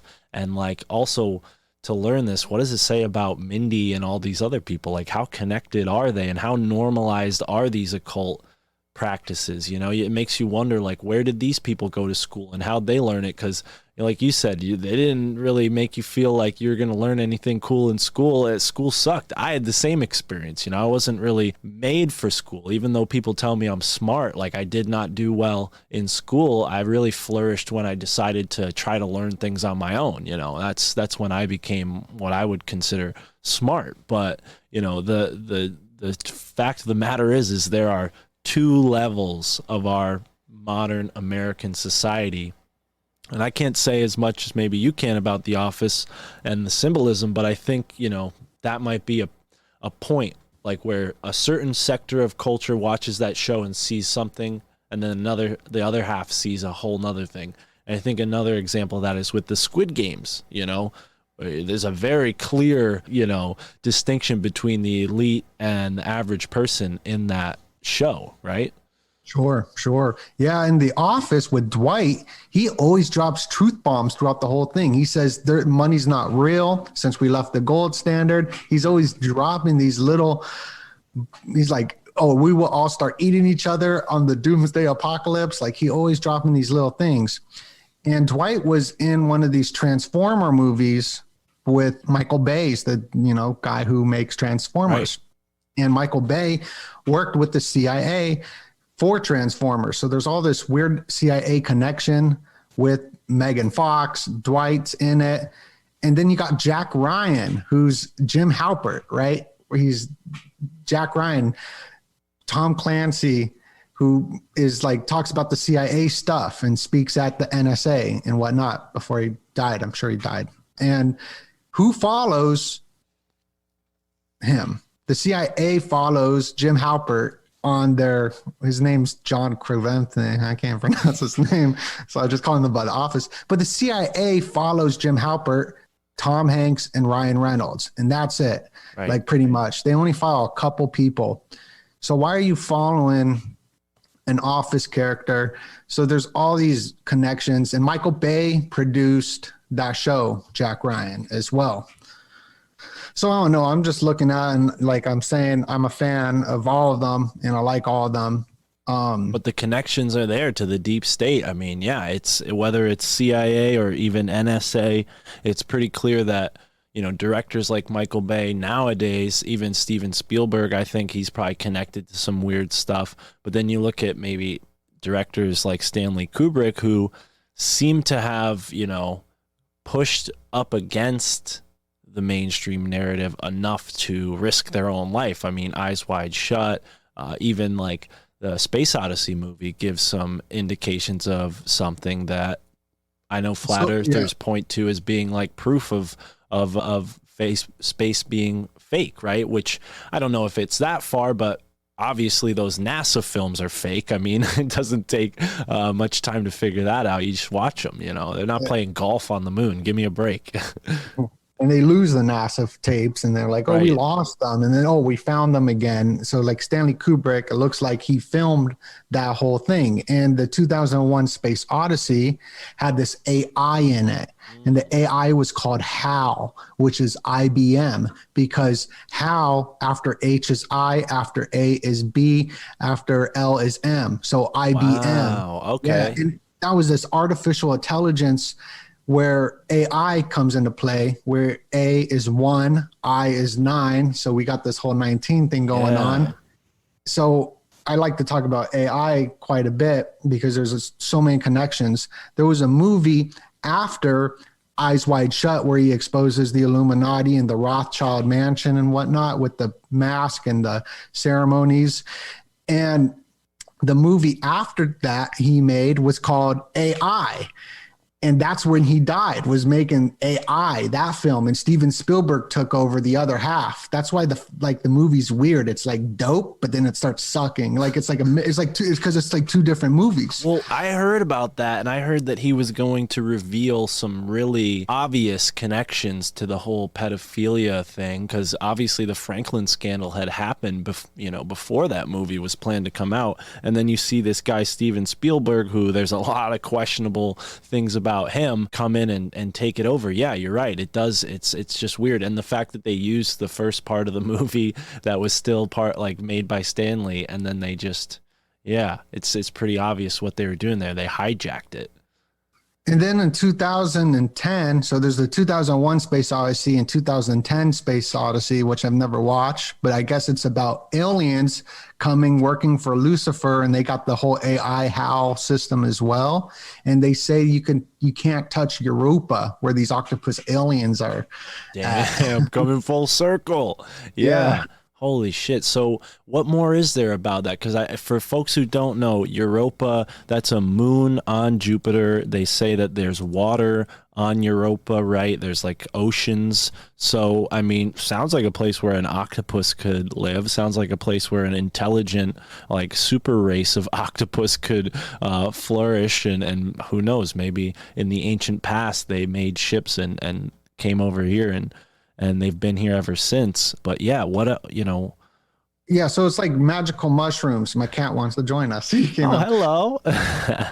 It's like mushrooms. Mushrooms are pretty alien. We don't really understand it. And they can live in space, and they're talking about building homes in space. Well, fungus actually, there is a sort of mysterious origin when some mycologists who study that kind of thing, like ancient mycology, I guess you might call that subject, they find that there is really the same way we have this missing link, evolutionists talk about the missing link with human beings. There's this kind of missing link with mushrooms where we're not quite sure how they, came about on the planet. It seems like maybe they're the result of some sort of, other thing coming here from some other place through space, right? Or through whatever's outside of our atmosphere. So with an octopus, the nautiloid is still the same thing. They don't know where it comes from either. They're like, they have no idea. They're like, what? I think they've even seen fungus on places like Mars as well. So we have octopi in Europa. We have fungus on Mars. Where else do the connections go? It goes into Elon as well, like Elon Musk. He's going to Mars. Elon was predicted in a book from Operation Paperclip, pretty much, by Werner von Braun, Werner von Braun, who worked with Disney doing their movie magic on like the minds of the masses, putting out shows like Hannah Montana, right, where her high school has checkerboard flooring and she lives on Crowley Corners too. So you can see some occult stuff there too, because I know you know a lot about that. Right.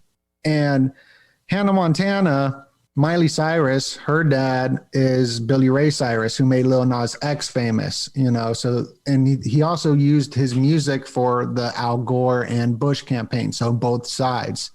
And Cyrus goes back to Cyrus the Great, Babylon, you know, all that stuff. But Elon was predicted in this Werner von Braun book about a guy named Elon who would colonize Mars. And I'm just like, what? And that's the rocket program. Yeah. And the rocket program with Jack Parson was all about sex magic and occult sex magic. And Elon's obsessed with sex. He's always posting 69 on all of his tweets, like his Teslas are selling for like 69,000 or whatever. And all of his Teslas spell out sexy. You got the Model S, the Model like 3, which is like a E, and you got the Model X. And so like, and he's the guy who's building these rockets going out into space. Right. Yeah. Wow. No, and it's all there. I'm looking this up. Cyrus the Great of Persia. So yeah, I mean, that definitely is no, you know, it's no accident, you know. It's like people hear this one example and they're like, oh, great, yeah, Cyrus, whatever. People use that as a last name. But, you know, when you look at this in conjunction with everything else, it's like, what? And then the point about Werner predicting Elon, I mean, come on, that seems like, I mean, it makes sense given Elon's strange, like, you know, rise to fame, fortune, and power. He doesn't seem to be like that connected, but obviously he must be from one of those South African like billionaires that found one of those mines down there, and you know, whatever happened. But I found it really peculiar that now they're going to be putting these Starlinks up through the sky, and people are saying they're flying in low Earth orbit, you know, a chain of them. Reminds me just what we were talking about before, like the dragon lines, like, or the dragons or UFOs flying through the sky, you know. He's creating that as well. Yeah, so like Hannah Montana, and I'm gonna connect this in with Elon, like Hannah Montana, Miley Cyrus, she's who brought twerking to the entire world consciousness, you know, with Adam Thicke, and they were all wearing black and white checkers while they were doing it, the checkerboards. And people are like, oh, she didn't invent twerking. You know, that's a big comment I get. I'm like, no, she didn't invent it, but she brought it to the minds of the masses. And now every single girl I know likes to twerk or whatever. Like that's their thing. Like, and they brought it to the minds of the masses. And Elon is really connected, you know, with these Starlink satellites are the new space race. So the new space race is who can get these Starlink satellites up into space, satellite network communication systems and whatnot. And whoever can dominate that will dominate the world. And this is why Trump did a big rollout for it as well, because China is leading the world. At least that's the propaganda that we hear, that China is this like is leading the world. So maybe they are, maybe they're not. I mean, so you got to kind of like look in between the lines with that. But whoever, I mean, there's military documents on it. I did videos on it. I'm not going to talk much about it because it's something that you're not allowed to talk about, sort of. But this is the new space race, is these Starlink satellites. And I don't know where I was going with that. Well, I mean, we don't have to necessarily. I know where I was going. Yeah, go ahead. So Elon's connection with like Hollywood and the Kardashians, you know. So Elon Musk met Grimes at this Kardashian party, and Grimes promotes, you know, communism, and she says that she got alien tattoo and all that, and there's just so much stuff with space and NASA and all that. Right. Grimes is definitely weird. I mean, you listen to her music, it certainly sounds like it's like some futuristic attempt at like an alien form of music, you know? Yeah, and I'm not saying like none of these people are not talented or whatnot. Like I think I heard Grimes back in 2012 and I was like, this chick is dope or whatever, you know, and forgot about it, or I didn't know who it was, so I kind of look it back up. But there are connections with these superpowers is undeniable, and like and that's what I'm pointing at mostly, you know, because I don't want them to see the video and think I'm just like trying to attack them, like, you know, like, Well, yeah, no, I'm don't an worry. artist as well. I'm an artist, so I understand, like, Right. making art, it's hard, you know, you're vulnerable. Well, and I'm glad you say that though, because I think sometimes, and this is not the case for you in particular, but I feel like, you know, on YouTube and definitely in podcasting, there is this like dehumanizing that goes on with certain people just because they have occult symbolism. And, you know, honestly, like I wear occult kind of symbols like right here on my jacket, like, you know, so, you know, if I became famous, somebody might think I'm like in the Illuminati because I wear this jacket all the time. Like, so there is like a lot of importance in what you just said, because we're not trying to criticize anybody. It's just, you know, whether or not these occult symbols are being used, it doesn't indicate that somebody's a criminal, but it might indicate that they're participating in something weird and nefarious that the rest of us should know about. You know, we're not trying to indict on and say like, oh, their art shouldn't be listened to or absorbed, but, you know, be aware of what kind of subconscious imagery might be going into your life with somebody's art, you know, and then appreciate that too. Because I think like Led Zeppelin is a good case where I find there's a bunch of occult symbolism in Led Zeppelin. Doesn't stop me from listening to Led Zeppelin. I love Led Zeppelin. And I just listened to your show with Santos. Santos. I love Santos. Yeah. And that was so sick how he connected like that. Yeah. Oh, man. And just listened to that too last night. Oh, thank you. Yes. Thank you for highlighting that. I think if folks haven't heard that moment, please go back and listen to that episode with Santos, because I don't know how often he talks about that subject, because his eyes lit up and he was very excited to get into that. He's a musician. Right. Yeah, he's a musician. Right, so. but you know, most people want to ask him about flat Earth and syncretism. So on a show, like, I don't know if he usually got. And for me, like, dude, I was nervous to talk to him. Like, I'm like, geez, you know. And it was like a last minute book too, so like I didn't have a lot of time to plan.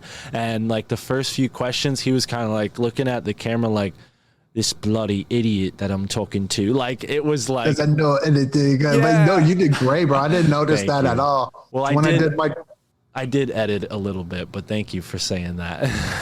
When I did my Jordan Maxwell video, I was so nervous. I was like, Jordan, I'm so nervous right now. But when you say that, it helps too. It helps me to point that out when I'm doing a show, to be like, yeah, I'm a little nervous. I don't know if I said that to Santos, and if I did that, it might have taken the steam out of the room a little bit, you know, and let the elephant out of the room, or pointed the elephant in the room out. Because and for the listener, bro, when I heard you say that, because I did listen to your interview with Jordan Maxwell, I was like, oh, cool, I could relate with this guy, because I'd be nervous as hell talking to Jordan Maxwell too. So Every single time. Yeah, well, there is this kind of like authenticity that I think podcasting offers people, because they're listening to it, you know, in their headphones, probably while they're working, probably while they're chilling out, or whatever they do in their day. And like, I find the synchronicities for me were so cool when I was a listener, like just going through my world and hearing something said at a moment when I was in a place, I'm like, why the fuck does that connect? You know? Sure. So now people are hitting me up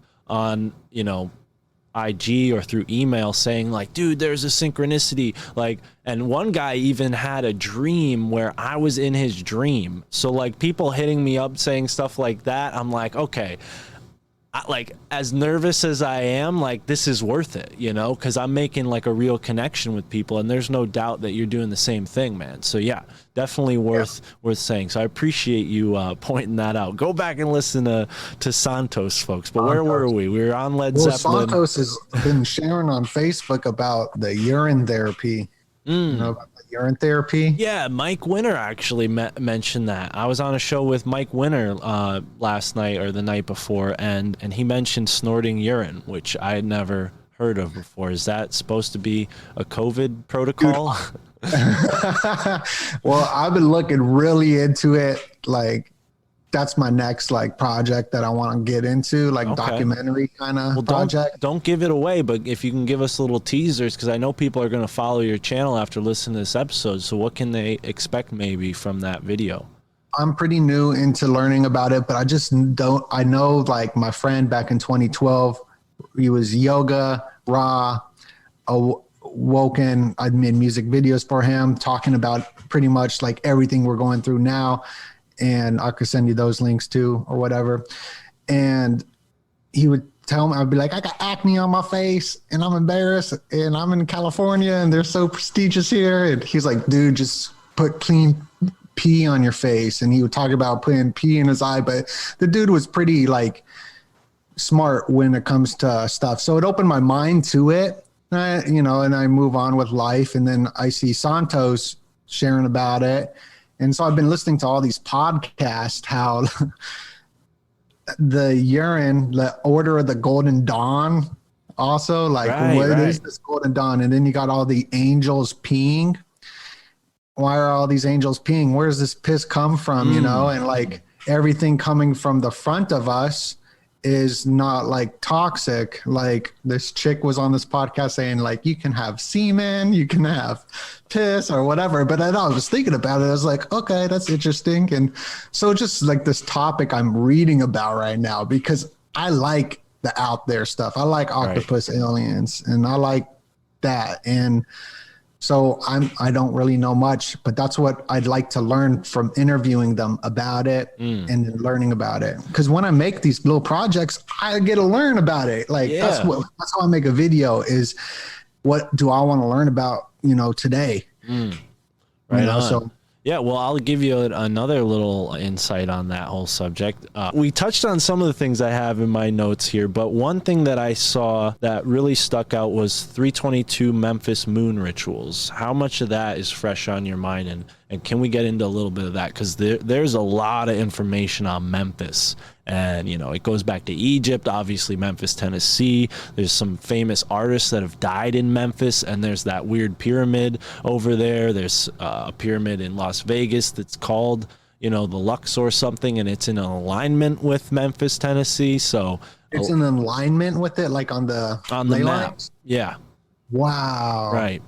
So that's where Tupac was staying at the night he got gunned down. Damn. That's where the Las Vegas shooting happened, right in front of the pyramid. I grew up in Las Vegas, so I had birthday parties like in Vegas, and I had one year at the Luxor. Like if you wanted to go to a concert at the House of Blues at the Mandalay Bay, I think, where that whole thing happened, you'd have to park at the Luxor and then walk over there. Damn. That's interesting. The whole Memphis moon ritual thing was about young Dolph being sacrificed. He dropped an album right before young Dolph got gunned down on Illuminati. Like he's doing the triangle and the Illuminati eye. The whole thing's about Illuminati, and then he's gunned down after that. Just like Tupac came out with Illuminati, and that's pretty much where I learned about the word Illuminati was from Tupac's Illuminati 7-Day Theory. And I know that dropped, I think November 5th. I think I could be wrong, but November 5th is the day of the Astro World event. November 5th is the day that they gunned down Bill Cooper. It's also with the masks that people wear from that movie V for Vendetta. Yeah. Remember the 5th of November is like a thing in that movie, right? Yes. Damn. And so with this whole Memphis moon ritual, I titled it that, because of, I think Elvis as well. I think Elvis died and he was known as the Sun King. Elvis was connected with the government. I mean, the president gave him a pass to travel the entire world with as much drugs as he want, and he died in like a sacrificial type way. Right. In the toilet. Porcelain, there's a porcelain club, one of the secret societies of Hartford, or not Hartford, Harvard, which is kind of like in opposition and sometimes to Yale, but still equally prominent, right? Right. And Harvard, Epstein had his own office at Harvard. Epstein funded a lot of that stuff. Right. And with this Economist magazine with the Antarctica predicting the world, they're talking about how Harvard's going to be leading in 2022, putting dust over our Earth to block the sun. And that's what they're talking about. So that's predictive programming in here is about solar engineering, blocking the sun with dust. And Europa, they bring up Europa. So I'm like, what the heck? So we're going to see some alien stuff. There's, I guess, a UFO day also happening this year. Yeah, so there's bring up crypto and all that. So a lot of things. So UFO Day, is that going to be like a national holiday or maybe like a global holiday? Is that what they're saying? They're gonna bring it in, yeah. So I guess I'm reading about it. They're like, there's gonna be they're talking about like the most like main topics of what's gonna happen of elections and presidents and then they bring up UFO Day, National UFO Day on this day. And I gotta find like the page on that day, but it's later in the year. I'm sure you could pull it up, but yeah. But so there's this whole alien agenda that they're pushing now, getting everyone interested in aliens. They're talking about Europa in there. Antarctica is known to have aliens there. So it's just, we got a lot of stuff to talk about over the next couple of years. Well, podcasts will be around because of that. Well, for sure, undoubtedly, and it does make you wonder when you hear they want to cloud the sky. Maybe that's to hide whoever's coming from the other side. Now, back to Memphis, though, I brought this up over here, and I want to share the screen with you because I know you'll appreciate the occult symbolism here. And it's a really strange order called the Ancient Rites of Memphis and Misraim, which is basically Mithra, right? Because they have all these other ways of naming Mithra. But check this out. You have the Ouroboros, you have the All-Seeing Eye, you have the Rose Cross, you have the Freemason, typical Freemason stuff, but not so typical. You don't generally see the triangle behind the square like that, but that's definitely an indicator of something. You have a gavel and a ladder. Those symbols, I mean, the ladder, I think about that all the time, like how people, when they choose what they want to do in life, it's like going up a ladder, you know, and the further you go up, the more it's scarier to come down from this position that you're in, and anybody can come along and just kick the leg out and you fall and, you know, go back to being bankrupt or something. And the gavel's curiously right there to sort of symbolize that. But then we have obviously the middle. That's a yid. Okay, thank you. Yeah. So Doe-Nut clearly is up on it, so good on you, I know brother. how to read Hebrew, but I don't know what it's saying. Well, I was going to say I have this tarot card deck that I found at the Barnes & Noble that was really strange because it's not your typical tarot card deck. Let me get out of screen share. It's, you know, designed to teach you about Rosicrucianism through using this tarot card deck. And it has the whole, you know, Kabbalistic lettering, right? So that was the Kabbalah. And, you know, you said it's a Yid, right? Yeah, yid. Okay. Does that symbolize? No, Aleph, I think would, because it's like Aleph, Bet, Vet, Okay, Gimel. got it. So is there a number that would represent? Yes. So like the Torah and the Hebrew alphabet, it's all coded by numbers. And this is where like, I can guess like gematria. I'm not too up on it, but like where gematria comes from. But I do know about the Hebrew letters and how it's a number code. And there's a movie explaining it that's like a dope movie called Pi, which I recommend. It's by the guy who did Requiem for a Dream. And he did that movie Noah as well. But like Aleph and Bet, 1 + 2, like is Abba or whatever, which is like dad, but 1 + 2 = 3. And like the way it's written out is all like a code for language. So like 1 + 2 would be dad. And then the 3 would equal what a kid is. And then the 3 plus those numbers is like what a mom is, like the way it's spelled out. Right. And the Fibonacci sequence is in it. The golden ratio is in it as well. So it's all like code.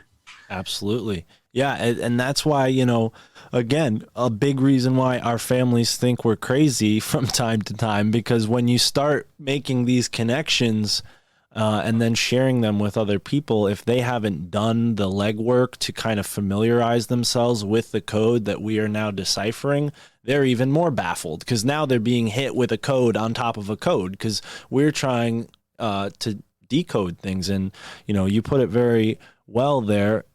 each letter, even in the English alphabet, has a numerical value. And not only does it have a quantitative value, but it has a qualitative value. So mother, father, son, I mean, you can even think about that from a geometrical level. You have a point, and then 2 points make a line, and then 3 points make your first shape, which could be a triangle, right? So, or it's only ever a triangle, right? Three points make that plane. So that's why the triangle symbolism. Mother, father, and then they create a kid that finishes the triangle. I see what that's right, sick. Right. So there's all these dimensions, through which we, as armchair researchers and with the help of like authors like Jordan Maxwell and yourself, we can sort of really get to the bottom of this stuff. So movies and shows in particular, like the Squid Games, when we watch them, we're not just like bombarded to the point where we're like, well, this is how the world is. Because that's how my family, I feel like, and I don't want to, point them out or single them out in particular, but I feel like that's how the general public sees a movie. Like, oh, okay, this is what they think is popular, or this is what's popular, right? Right. And then they kind of maybe assimilate their life, or like, some people are pretty stubborn and they don't, like the way you said your father's seen a UFO, or your uncle, not your father, your uncle's seen the UFO, and he's just kind of like, yeah, whatever, like some people see these kind of things. It doesn't really vibe with them. But in the case of the Manchurian candidates, I mean, there's an extreme case for this kind of symbolism triggering somebody, but it happens to everybody in a variety of ways, and I think conversations like this help people be aware of it and maybe, I don't know, stay away from getting triggered into, this kind of thing. And you see it really explicitly with what we keep going back to, which is a hip hop culture. And I know you're involved with the hip hop community, as an artist, as someone who produced videos. So, you understand firsthand, like what was going on there. And, unfortunately, a lot of people don't see the symbolism, and you see what happens to them in their life. It's not great. It's with my family, like, it's not great. And I wish I could like shake them and control them, but then I'm being a tyrant, like True. I don't want them to be like, yo, so like this, I really relate to the name of your podcast and your show. My family thinks I'm crazy, because they've sat me down and was like, not like my parents, but family members have sat me down at family like tables and gatherings saying they'll pay for me to be put into like an institution or something because of stuff I say. And they think I'm crazy, and they bring me aside and they say, you don't really think these things, do you? Like they're really worried or whatever. And I'm like, I think I'm like an anarchist in my brain. Like I'll let my thoughts go wherever I lead them. I don't filter my thinking. I filter my speaking because of political correctness, and you can't say things, which is like a form of mind control.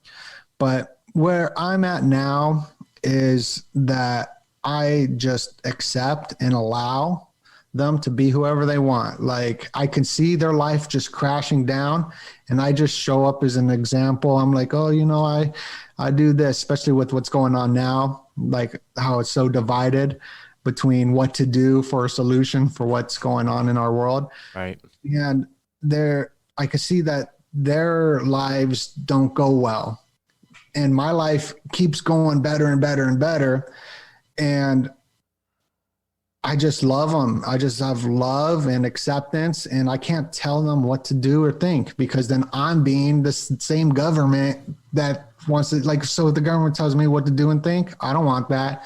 So why should I tell someone what to do and think? So that's just where I'm at. And it brings a lot of serenity in my life. And it comes up where it's painful, because I'm like, oh man, they're going to suffer, but maybe that's like their journey. I don't know. I just tell them my thoughts and then I'm done. Right. But I wasn't like that before. Before I was tyrannical, like, don't drink the water. It's got the fluoride, and freak it out. Yeah. Damn. But that didn't do anything. They all kept doing it. So now I don't tell them to do anything. Well, you got to lead by example, man, and you're making a great point, and it's something I've heard multiple times on the show from multiple different perspectives, which just adds to the value of what you're saying, because people are sensing that. And I just had a conversation with Loomis, like I said, and he's done a podcast called Chant It Down Radio for almost 9 years now. And one of the things that he mentioned was like the bullhorning phase. And I feel like I was kind of in the bullhorning phase, which is, well, he described it as like you learn all of these things and you just want to let everybody know. But as you put it, I mean, that could run you some risks. I mean, I've definitely had friends who stop talking because of the things I talk about and insist on talking about, and in a sort of lone wolf kind of way, I always was like, well, fuck them, they don't understand conspiracies, so why should I be their friend? But now in hindsight, I'm like, well, maybe if I led by example and I wasn't so like pushy with my ideas, then they would have come around eventually, right? Because now there's really no bridge in some cases. And some of my old friends, like, they get it, they've known me for a while, and they're kind of, again, like warming up to things, and like especially in the past 2 years. But even with this whole past 2 years, there's been some divides with old friends who they just got really scared about what could happen, and what I was trying to tell them just fell on deaf ears, because they didn't, they already had it in their heads that, well, Mark always talks about stuff that's anti-establishment, so of course he's going to say this. Why should I trust him? I never, maybe they didn't really have a reason to express their distrust when it's about aliens, but when it's something as like, vital as your health and the way it's been, constructed, the narrative, it's made people really, really afraid. And if that leads to some huge alien disclosure, it would not surprise me at all. Because like you said earlier, they've been planning this stuff for a while. And I know I heard this on one of your videos that you put out on the Doe-Nut Factory. There is this whole symbolism between Event 201, the Illuminati, and then it also brings up Agenda 21, which most conspiracy people get into that pretty early. It's out there, Agenda 21. They talk about, these plans that they have for the population of the world. It doesn't sound like a world I want to live in. I mean, that's a big, big topic. But what are your thoughts on where we're heading in 2022? You mentioned crypto before we broke up there with the audio recording. Any thoughts on how that ties into it? Yeah, so crypto, it's new technology. It's not really new. It's like over a decade old, like Bitcoin or whatever. But it is the blockchain. So it's like the second layer of the internet, which will be able to track and trace everything, and you'll get rid of so many jobs. So it is the future, but it's being pushed out to the narrative to the public with stuff like Dogecoin and whatnot, meme coins, get people interested in it, have all the celebrities pushing it, and they are. And I mean, they're going to dump the market on a lot of the people to take their money to fund the fourth industrial revolution. And biblically, that could be like the fourth kingdom. That's what my friend Joshua Abraham was telling me. And there could be, because I like to connect stuff that I don't know about, like I like to connect those things in with it. But crypto, I don't know if you know Christopher Green, but he does Bitcoin Rich. He has AMTV. He has this big channel on crypto. And I produced his videos for 8 years. And I went to all these crypto conventions out here in Singapore and all over the world. And I thought it was stupid, and if I would have invested like $10 in it, I would have a lot of money, and I didn't. And so like, I'm learning about it, and it's going to take away a lot of jobs because it gets rid of intermediaries or whatever. I can't say the names, intermediaries, but like intermediaries, because it verifies transactions on the blockchain or whatnot. So that technology will be used for the robots and the AI and whatever. And it's also like a track and trace thing, so they can follow you everywhere. Like everyone's working at home. That's another thing that's coming up for the new year, how everyone wants to work at home. And then it's going to become into this whole political, feminist, masculine, not masculine feminist, but feminist divide between man and woman because most women aren't going to go into the workforce, studies say, and men will. So they'll get paid more. So that we're going to see some rift there, but that's all on purpose because the biggest divide we hear about black and white, Jew, Muslim, we hear about the divide, America, China, or whatever it is. That's a little like it's simple divide, but man and woman, they're trying to divide from each other. Right. So we hate each other. Right. And that's like the hugest divide. I completely resonate with what you're saying. I think that's like what, the exterior, they want us to focus on the exterior, what's on the outside, like what nation we live in or what nation we're from or what ethnicity we have, and really like the biggest way that they've weakened us as a human species in this country and in many others is by breaking down the family unit. I mean, I know it's not this way in every sort of ethnicity, but at least like, my family, my grandparents, they were French immigrants from Canada, and, they came from families with like 5, 6, 7 brothers and sisters, and, here I am with one sister. And, each of my parents only had 2 siblings, right? So you see like the kind of like fractioning. And I'll say I have friends who maybe are from a different culture or a different, ethnicity in Connecticut who have a bunch of brothers and sisters. And I see how like maybe their life is a little different than mine. I wonder like, like how is that benefiting them versus, what's happening in my life, and I've always wondered about those kind of sociological things. And I really love this opportunity right now to say this, because one of the reasons I dropped out of college was because of my sociology class. Because as much as I loved sociology, when I went into this sociology class, what I realized was the teacher was teaching us brainwashing propaganda BS. It was so bad that like one of the first lessons she gave us was about zombie movies, because one of her theories was that, the average person is like a zombie, right? I mean, this was the type of like thinking that they were trying to put on us in 2013 and 14 to regard people who weren't college educated as zombies, right? And we see the symbolism of that in movies. So, I don't know, maybe I was a little quick to jump the gun there, but I dropped out of that school shortly after that class, and I had a bunch of objections to her lesson plan that really that's why I dropped out, because I became kind of like what you said really struck a chord with me towards the beginning of our conversation, because I literally was laughed at. I would ask questions and the rest of my class would laugh at me like, and this is college. I was thinking like, oh, this is my chance to really like step out of, and I'm like, oh no, this is high school all over again. Fuck this, And I enjoyed my freshman year, but yeah, sophomore year was like brutal for that reason. And again, we keep touching on Squid Games, and it's come up a bunch with the octopus, and like I haven't seen it. I told you from the beginning I haven't seen it, but I want to know, how this connects to everything we're talking about. Did we go too far from crypto though? Is there anything left? Well, I mean, like with the school thing though, it rings a chord with me too. So this book I wrote is a PDF. It's like $5. I wrote it as it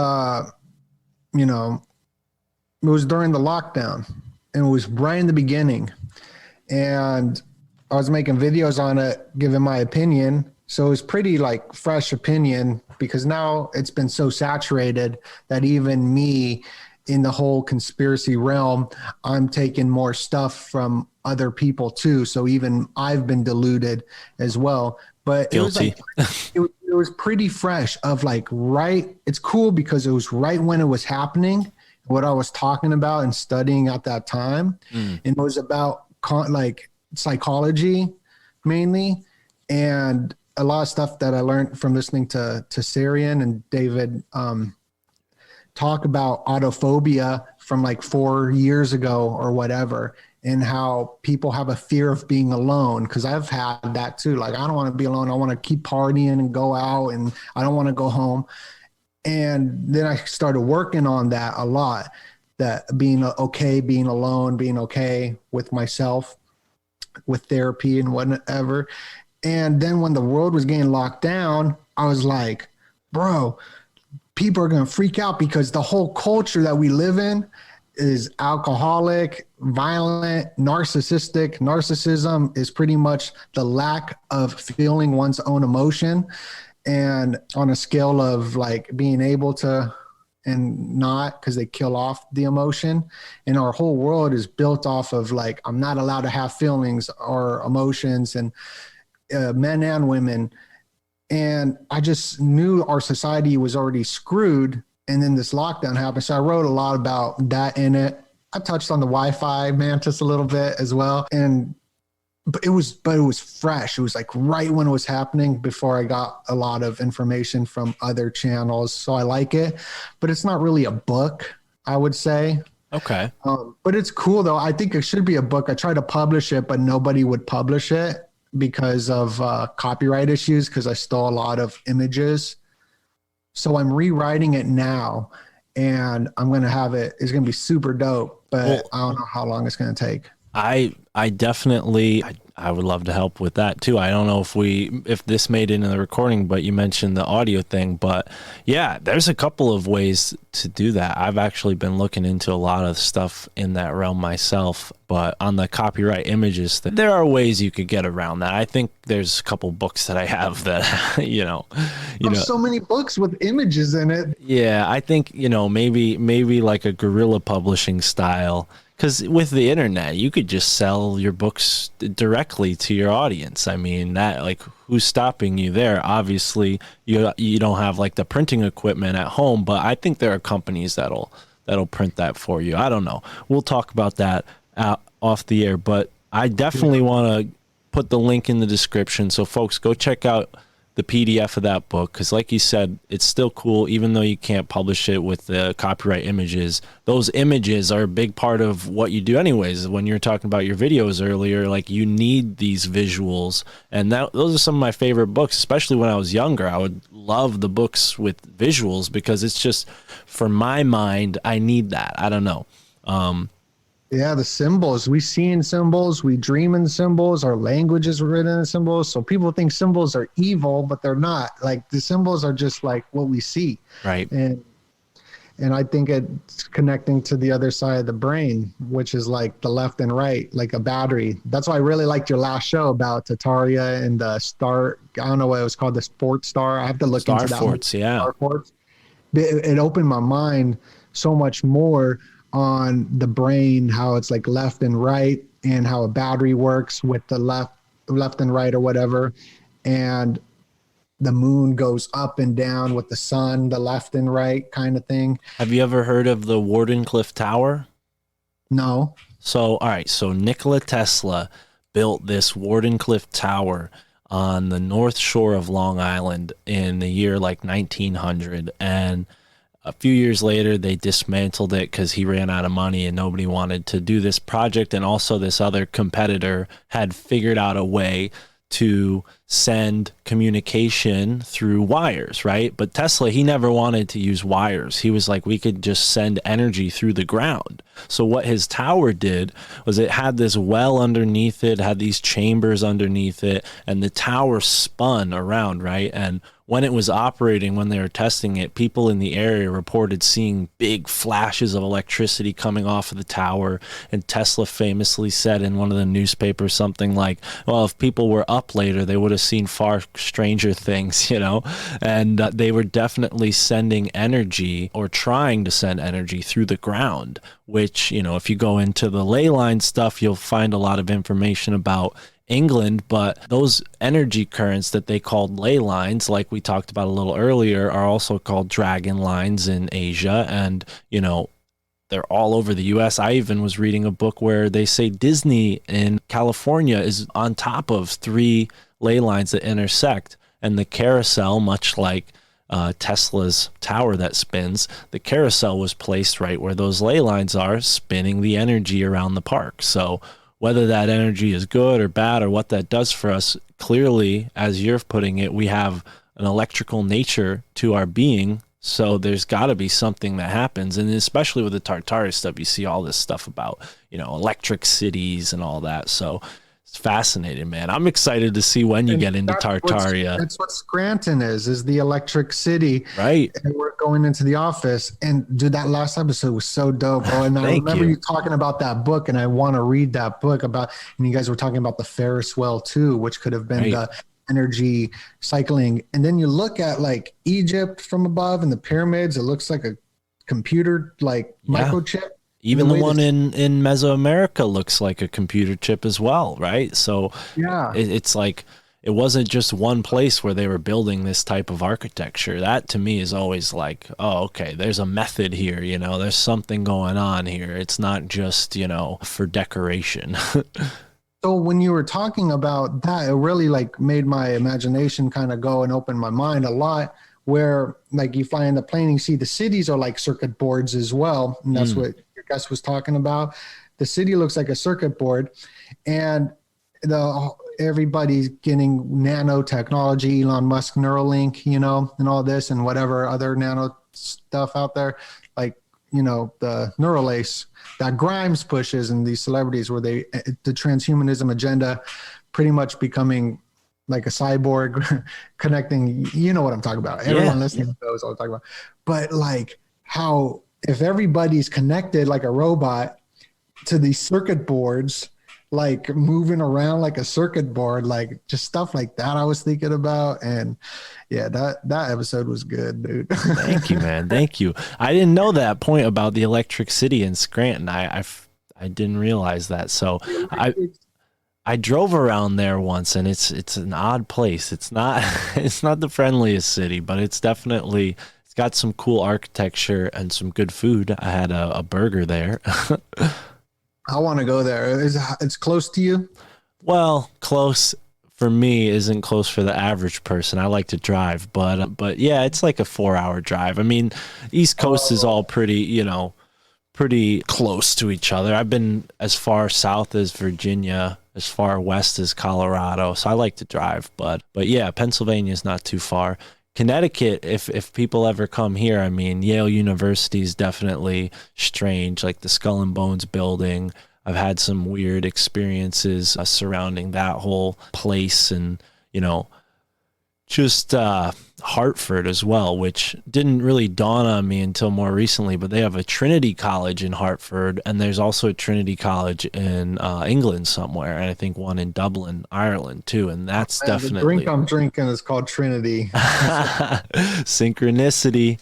We got to have like a bell or something for the show. Alex has all those sound effects when people donate. I want like a bell for when there's a synchronicity on the show. That'd be dope. But yeah, I think there's so much more, and I'm really appreciative of that Connecticut tic-tac-toe board thing. I got to look into that, and I'm sure I gave you some things to look into, but let's give the audience something to look into. Tell us about what you got going on over on your YouTube channel and everywhere else that they can find your work and support you. Sure. So yeah, I got DoeNut. You just look up DoeNut, spelled DOENUT. And I got a lot of information coming out. You know, I like to put out documentaries. It's well edited, unlike me speaking. Like when I speak, sometimes I'm a robot because I don't know. And yeah, I mean, I'm going to be putting out a ton of content, so you can check me out at DoeNut. Just look that up. Right on, dude. Well, this has been fun. I appreciate it, DoeNut. I appreciate you. Thank you, man. I'm really grateful for this opportunity. Oh man, this has been fun. And I gotta say, I got like so much notes here on things that we haven't covered, so there's still so much more to get into. Go over and check out DoeNut's YouTube channel, because that's where I took my notes from. So there's still plenty more. I'd love to have you back on to get into anything else that comes up. We barely touched on some things that I wanted to get into, but it's getting late over here, and I want to let you go. So all right, brother. Thank you so much, my friend. And thank you to the listeners for listening. Enjoy the moment wherever you are in the nap. All right. Thank you for sticking with us, folks. What a conversation with DoeNut, from Wi-Fi Mantises to Illuminati, symbolism, and everything in between. We still got to get them to explain Squid Games, because I haven't watched it yet. Don't plan on it, but if somebody has, reach out to me at My Family Thinks I'm Crazy on Instagram or at MFTIC Podcast on Twitter.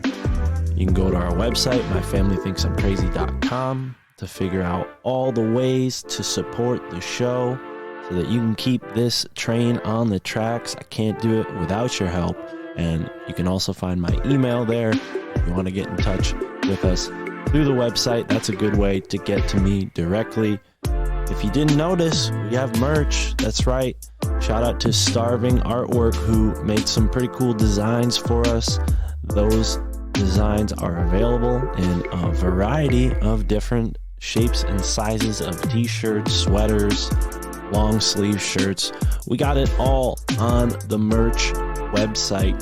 You can find it through our link tree, or you can find it through the episode description. You can go to linktree/MFTIC, or you can go right down in that episode description here in this app that you're listening to the show and figure out all the ways to get our bonus content. That's right, we have bonus episodes on the Patreon, on our Rockfin, and we're moving. It's 2022.